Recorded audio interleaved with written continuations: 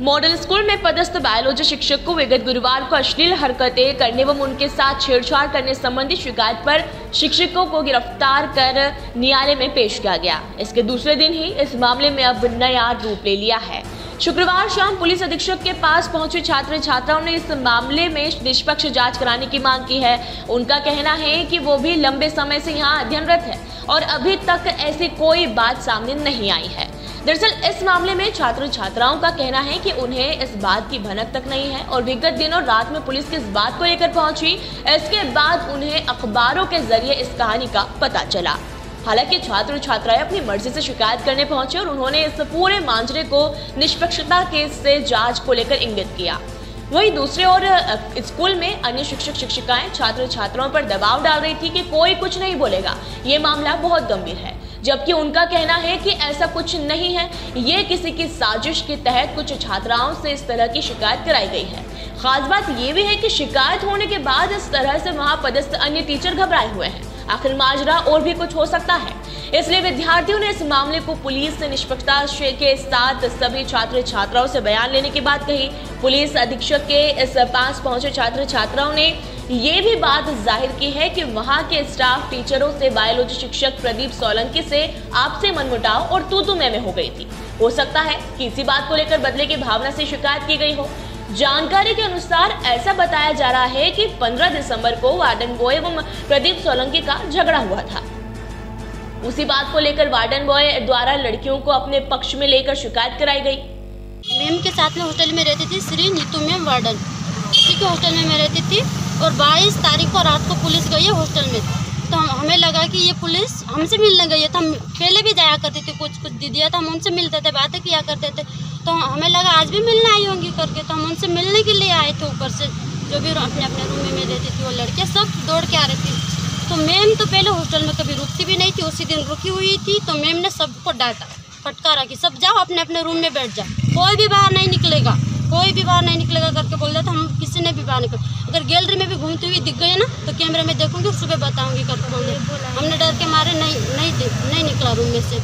और जो खिड़कियों में पर्दे लगे हुए हैं और जाली लगी हुई, उनमें से हम छाप के देख रहे थे उन दीदियों को। तो हमें कुछ भी पता नहीं कि ये पुलिस आई है और क्या चल रहा है, क्या हो रहा है, कुछ भी नहीं पता। फिर सुबह हम इसको ये सब कुछ होने के बाद में रात को पुलिस 2 बजे आई थी। 12 बजे तक हम खिड़की में से देखे फिर हम नींद आ गए, हम सो गए 2 बजे। और पुलिस 2 बजे रुकी थी वहाँ पर, हम 12 बजे तक हम सो गए थे। सुबह हमने जो आंटियाँ उनको पूछा पुलिस कितने बजे तक रुकी थी, क्यों आई थी, वो भी बोल रहे हमें कुछ भी पता नहीं। फिर हम स्कूल चले गए सुबह, ये 22 तारीख को रात को था और सुबह 23 तारीख को जब हम स्कूल गए ना, स्कूल में अचानक ही मीडिया वाले गए और ये अधिकारी गए जाँच करने के लिए। तो वहाँ पर जो न्यूज़ था जो हम फिर अचानक हमने सुना कि कुछ लड़कियां 12th क्लास की उन्होंने सोलंकी सर के खिलाफ शिकायत कर दी गई। हमें तो कुछ भी नहीं पता कि क्या हो रहा है क्या नहीं। हमने स्टाफ वालों से भी पूछा, वो भी बोल रहे हमें कुछ भी नहीं पता। तो हमने सर से भी बोला सर कुछ भी नहीं पता, तो ये हो क्या रहा। तो सर ने बताया जिनने कुछ शिकायत करी थी वो नहीं, वो दूसरी है। आपके साथ ही पढ़ती है जो? हाँ, वो भी हमारी दीदी है, हम एक साथ में रहते, हॉस्टल में रहते हैं।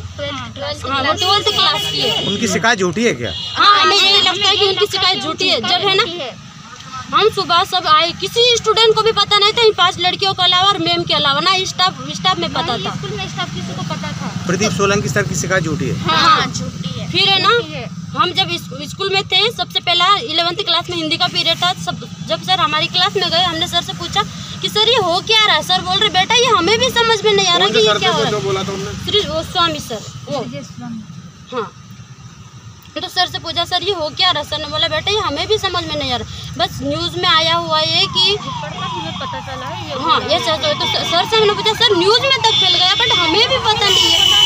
अगर किसी स्टूडेंट को भी पता नहीं है, अगर ऐसा ही था तो किसी को पता तो चलता ना, तो हमें पता चला। अगर तुम्हें गलत ये सही लगता है या गलत लगता है ना, स्कूल में जाकर हर स्टूडेंट से पूछ सकते हो ये सही है कि गलत है। मैं ये बोलना चाहती हूँ कि जो भी ये सर के साथ में घटना घटित हो रही है ना, मुझे ये लगता है कि ये दबाव के कारण हो रहा है। इसके बारे में कुछ शब्द मैं बोलना चाहती हूँ जो मुझे डाउट है।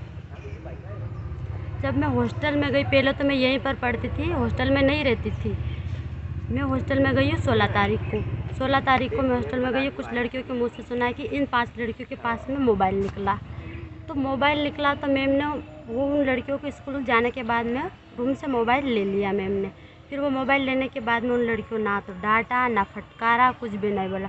और किसी दूसरी लड़कियों के पास मोबाइल निकल जाता तो उनको डांटती भी है, सबको इकट्ठा करती है, सब कुछ बोलती है। उनको बोलती भी नहीं है, कुछ भी नहीं बोला, ना तो डांटा ना फटकारा। फिर ये सब कुछ हो रहा था तो हमें मैं डांटा क्यों नहीं? सब लड़कियाँ ये बोलती है सबके पास मोबाइल निकला तो इसको डांटती क्यों नहीं? ये भी बोलती है कि सब लड़कियों के पास मोबाइल निकलता है तो उन्हें नाम काटने की धमकी भी दी जाती है। हाँ, और शायद एक लड़की का तो नाम भी काट दिया, पूजा पटेलिया, शायद वो बिना पूछे चली गई थी हॉस्टल से। तो जिन लड़कियों के पास मोबाइल निकला था उनका नाम क्या क्या है? ये निर्मला था, निर्मला भिलाला, सीमा तो डाटा था। हाँ, कविता, उनको डांटा था। जान भाई के पास निकला तो नहीं डांटा उन्हें। हाँ, कुछ भी नहीं बोला। और जानबाई दीदी के पास निकला तब उन्हें शाम को छुट्टी होने के बाद में आने के बाद में उन्हें ऑफिस में बुला लिया गया, अच्छे से बातचीत हो गई। वो बातचीत क्या है वो भी हमें पता नहीं है। उनसे अच्छे से बात भी कर ली गई है और उन्हें डांटा भी नहीं। और वो तब से ही मैम उन्हें डांटती भी नहीं, अच्छे से रखती है। पहले तो सब लड़कियों को एक समान ही रखती थी। मोबाइल निकला उन 5 ही लड़कियों से सबसे ज़्यादा प्यार करती है और उन्हीं को सबसे अच्छे से रखती है। तो ये हो क्या रहा, सबको डाउट था कि क्या चल रहा है। नहीं, आप ये बताइए आपके स्कूल में क्या घटनाक्रम हुआ था 15 तारीख को? इसी के पीछे मैं बता रही हूँ कि क्या घटनाक्रम हुआ था। तो ये सब कुछ होने के, ये मोबाइल और इनका आना जाना, फिर मोबाइल निकलने के बाद मैम इन्हीं 5 लड़कियों को बुलाती है, खाना खाती है तब इन्हीं को बुलाती है और स्कूल भेज देती है। जब चाहे जब बुलाती लेती है, जब चाहे जब वो कर लेती है। फिर ये सब कुछ हो रहा था।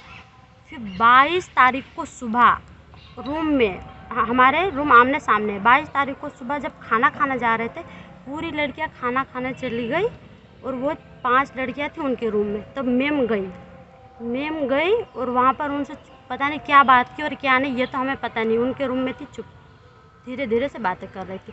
फिर वहाँ से आई, फिर खाना खाने के बाद में हम सब स्कूल चले गए। गुना से रणधीर चंदेल की ये रिपोर्ट।